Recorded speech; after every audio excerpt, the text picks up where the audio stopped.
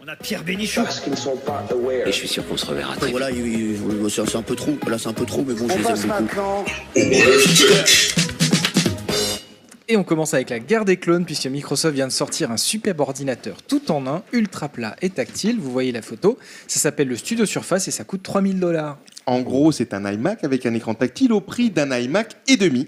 C'est clair qu'ils n'ont pas cloné que le design. Et je reconnais bien la mauvaise foi habituelle de notre ami John dès qu'il s'agit de Microsoft. DC, Twitter qui avait racheté l'application Vine.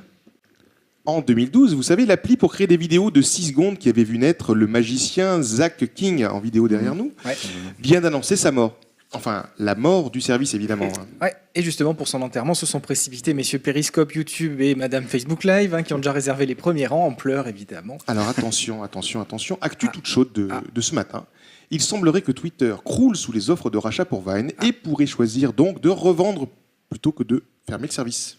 Et du coup, monsieur Periscope, Madame YouTube et Madame Facebook Live sont en train de revendre leur place pour l'enterrement, toujours en pleurs, mais du coup plus pour les mêmes raisons. Avec la musique de Céline Dion. C'est ça. Luxe, Apple a dévoilé de nouveaux MacBook Pro avec une nouveauté révolutionnaire, une Touch Bar. Et pour fêter ça, évidemment, son prix de vente vient de monter à 2000 $.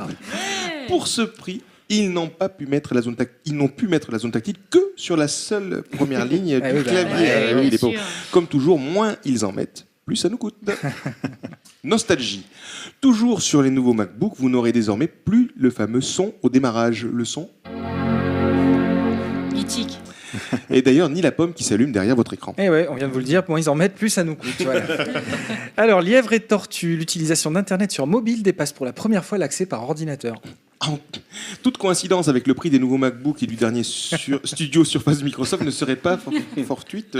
Tu m'étonnes que les gens surfent sur des téléphones, ils n'ont plus de quoi se payer des ordinateurs. C'est ça.